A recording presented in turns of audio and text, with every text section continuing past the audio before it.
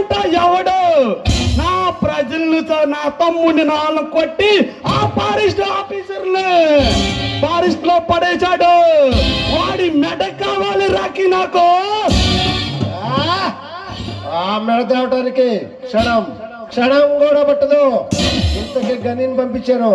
గని ఏం చేశాడు ఆ పని? గన్ని కాదు రాకి, ఈ డామల మెయిన్గా ఉన్న రాకి నువ్వు.